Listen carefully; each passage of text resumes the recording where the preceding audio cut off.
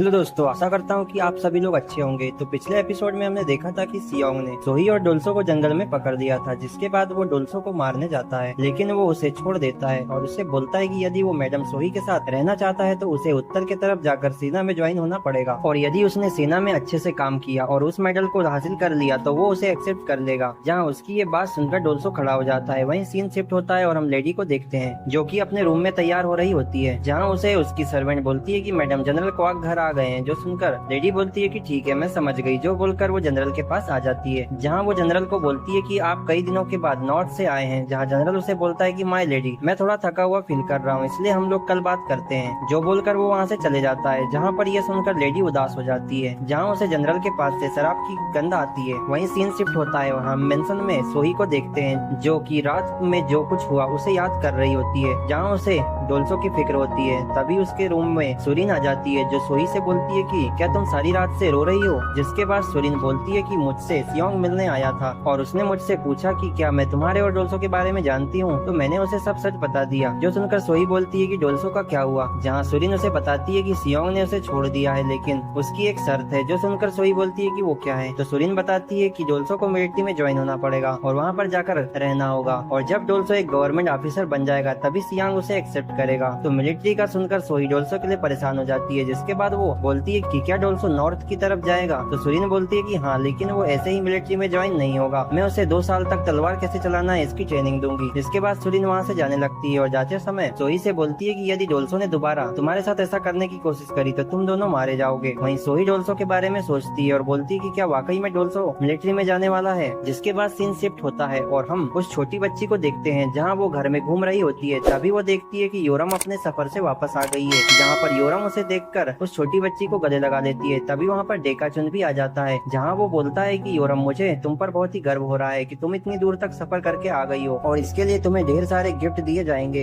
इसके बाद वो उन्हें पूछते हैं कि आजकल मैंने बैगजोंग नाम के डाकू के बारे में बहुत सुना है, क्या तुम्हारे साथ वहाँ कुछ हुआ था। जो बात सुनकर योरम देव की तरफ देखती है। तभी हम 1 घंटे पहले का सीन देखते हैं, जहाँ पर योरम देव को बोलती है कि हमें ये बात किसी को नहीं बतानी है कि हम बैगजोंग नाम के डाकू के साथ में रहे और उसने हमारी मदद करी। जहाँ हम प्रेजेंट में देव को देखते हैं जो डेकाचुन को कोई भी जवाब नहीं देता। जिसके बाद वहाँ पर एक सर्वेंट आती है और बोलती है कि योरम, तुम्हारे कपड़े तो खराब हो गए, चलो चलकर इसे बदल दो। और इसके बाद हम लेडी के पास जाएंगे, जहाँ योरम बोलती है कि पहले मुझे एक जरूरी काम करना है। वहीं वो बोलती है कि आखिर डोल्सो कहाँ है। वहीं दूसरी तरफ हम डोल्सो को देखते हैं जो जंगल में होता है, जहाँ वो लकड़ी काट रहा होता है, जहाँ वो बोलता है कि मुझे अब सोल्जर बनकर एक बड़ा ऑफिसर बनना होगा, जिसके बाद मैं सोही और योरम दोनों के साथ रह पाऊंगा। और तभी वहाँ पर डोल्सो को योरम की आवाज आती है, जहाँ वो अपने पीछे देखता है तो उसे योरम दिखती है जो भागते हुए डोल्सो के पास आती है और उसे गले लगा लेती है। जहाँ वो उसे बोलती है कि डोल्सो, मैंने तुम्हें बहुत याद किया। जो सुनकर डोल्सो बोलता है कि मैंने भी तुम्हें बहुत मिस किया। ये बोलकर वो उसे किस कर लेता है। जिसके बाद योरम देखती है कि डोल्सो के सिर पर चोट आई है। जो देखकर योरम बोलती है कि तुम्हें ये चोट कहाँ से आई। तो डोल्सो बोलता है कि ये तो मैं घाटी से गिर गया था इसलिए ये चोट आई है। तो योरम बोलती है कि तुमको इसका इलाज करवा लेना चाहिए। वहीं डोल्सो बोलता है कि क्या तुम्हें सफर में कोई प्रॉब्लम तो नहीं हुई। तो योरम बोलती है कि मैं ये बात तुमसे रात में करूंगी, मुझे अभी जाकर लेडी का धन्यवाद करना है। जिसके बाद योरम लेडी के पास आकर लेडी को एक लेटर देती है, जहाँ लेडी योरम को बोलती है कि इसके लिए तुम्हारा धन्यवाद। जिसके बाद वो बोलती है कि तुम आज आराम करो, तुम्हें काम करने की जरूरत नहीं है। और तभी वहाँ पर सोही आ जाती है, जहाँ पर योरम सोही को देखकर ग्रीट करती है और बोलती है कि मैडम, मैंने मेरा पूरा काम कर लिया है। जिसके बाद वो बोलती है कि आप कैसी हो। तो सोही बोलती है कि मुझे काफी कुछ झेलना पड़ा है। वहीं योरम अपने मन में बोलती है कि मुझे पता है कि जब मैं यहाँ से गई थी तो तुमने डोल्सो के साथ दिल खोलकर मजे करे होंगे। जिसके बाद वो लेडी से बोलती है कि माय लेडी, मैं आपसे एक रिक्वेस्ट करना चाहती हूँ। तो लेडी उसे बोलती है कि हाँ बोलो, क्या हुआ। तो योरम बोलती है कि माय लेडी, मैं डोल्सो के साथ मैरिड वाला रिलेशन रखना चाहती हूँ, इसलिए मैं डोल्सो के साथ शादी करना चाहती हूँ, इसलिए आप मुझे इसकी परमिशन दीजिए। जो बात सुनकर मैडम सोही तो हैरान हो जाती है, जहाँ पर लेडी बोलती है कि योरम, तुम चिंता मत करो, मैं तुम्हारी शादी धूमधाम से करूंगी और साथ में एक सेलिब्रेशन भी रखवाऊंगी। जो बात सुनकर योरम लेडी का धन्यवाद करती है। वहीं यहाँ हम सोही को देखते हैं जिसे ये बात सुनकर काफी ज्यादा गुस्सा आ रहा होता है। जिसके बाद हम उन दोनों को देखते हैं जो एक दूसरे को एक दुश्मन के जैसे देख रहे होते हैं। और इसी के साथ इस एपिसोड का इंटरवल एंड होता है। वहीं सीन शिफ्ट होता है और हम जंगल में 2 वुमेन को देखते हैं जो बात करते हैं कि क्या वाकई में डोल्सो और योरम शादी करना चाहते हैं। तो उसके साथ की वुमेन बोलती है कि हाँ, तुमने सही कहा, मैंने भी सुना है कि योरम ने अपनी शादी वाली बात डायरेक्ट लेडी के सामने रखी है। जहाँ वो वुमेन बोलती है कि आज तो इयोन और यूंग भी साथ में शादी करने के लिए मैडम के पास गए थे। वहीं वो लेडी बोलती है कि योरम जब से बाहर से आई है वो थोड़ा बहादुर हो गई है। तो दूसरी औरत बोलती है कि शायद उसके साथ उसकी ट्रिप में कुछ हुआ होगा। जिसके बाद नेक्स्ट सीन में हम इयोन और यूंग को देखते हैं, जहाँ वे दोनों एक दूसरे का हाथ पकड़े होते हैं। तभी यूंग इयोन से बोलता है कि मैडम ने बोला है कि वो चेसुआक से पहले उनकी शादी करवा देगी। यहाँ मैं आपको बता दूं कि चेसुआक वर्ड एक साउथ कोरिया में एक बड़े फेस्टिवल को बोला जाता है। वहीं यूंग की ये बात सुनकर इयोन खुश हो जाती है और बोलती है कि ठीक है, अब मुझे शाम का खाना बनाने घर जाना होगा। जो सुनकर यूंग उसका हाथ पकड़ लेता है और बोलता है कि तुम अभी मत जाओ। जिसके बाद वो इयोन को अपना सामान चूसने का बोलता है, जहाँ पर इयोन उसे मना करती है, लेकिन यूंग बोलता है कि अब तुम मेरी वाइफ बनने वाली हो, इसलिए तुम ये कर सकती हो। जिसके बाद इयोन उसका सामान अपने मुंह में लेती है, जहाँ पर यूंग कुछ ही समय में ढेर हो जाता है। जहाँ तभी यूंग को किसी की आवाज आती है, जहाँ पर वो ये देखकर वहाँ से भाग जाता है। तभी वहाँ पर आंटी चुन आ जाती है, जो बोलती है कि इयोन तुम यहाँ क्या कर रही हो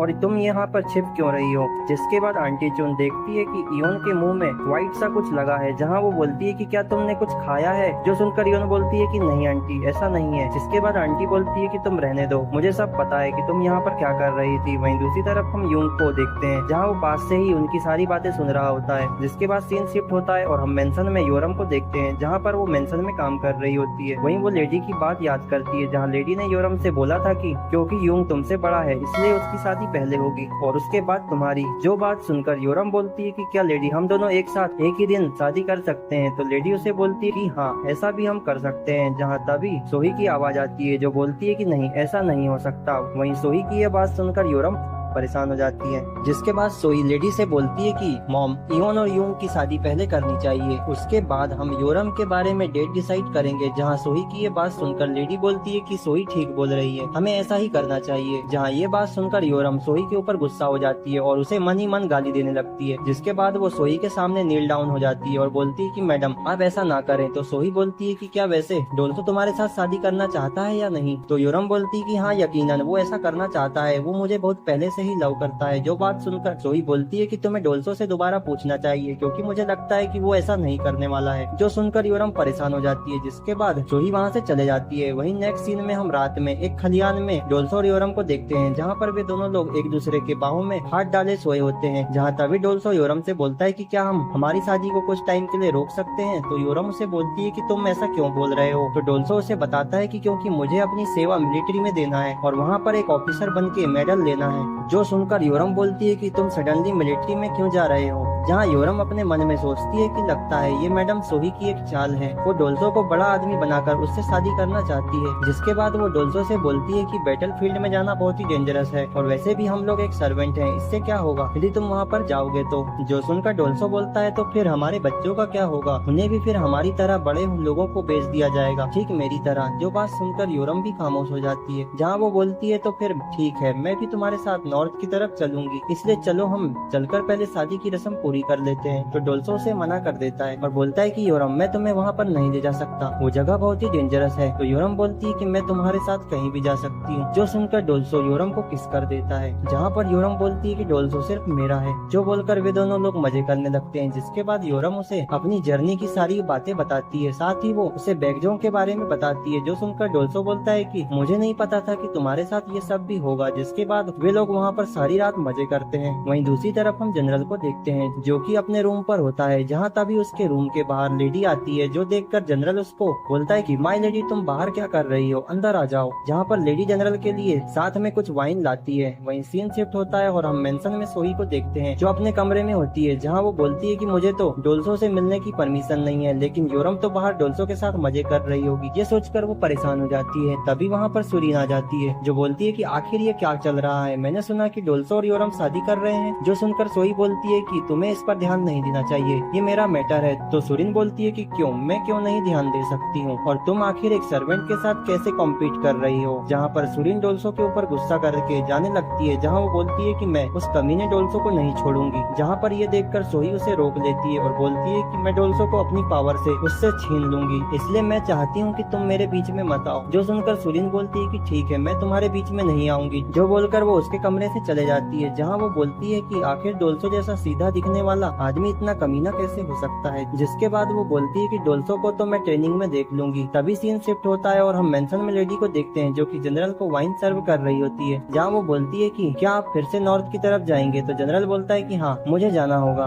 जहाँ पर लेडी उसे बोलती है कि आप 10 सालों से भी ज्यादा नॉर्थ में काम कर रहे हैं, क्या आपको इनलैंड नियुक्ति के बारे में कुछ जानकारी है। तो जनरल उसे बोलता है कि मैं राजनीति में अच्छा नहीं हूँ, इसलिए मुझे इसके बारे में नहीं पता। तो लेडी बोलती है कि मुझे आपकी चिंता होती है क्योंकि आप हर समय जंग में रहते हैं। जो सुनकर जनरल बोलता है कि देखो ये सब हमारी एक परंपरा है जिसे हम पहले से करते आ रहे हैं, और वैसे भी बुढ़ापे में मरने से अच्छा है कि मैं एक सैनिक की तरह जंग में लड़ते हुए शहीद हो जाऊं। इसके बाद जनरल लेडी को बोलता है कि हमारी बड़ी बेटी की शादी में इतना समय क्यों लग रहा है। तो लेडी उसे बताती है कि अभी सियासन में जज किम के 3rd सन की शादी की रूमर्स फैल रही है और मैंने सुना है कि वे लोग वहाँ के बहुत ही अमीर लोगों में से एक हैं।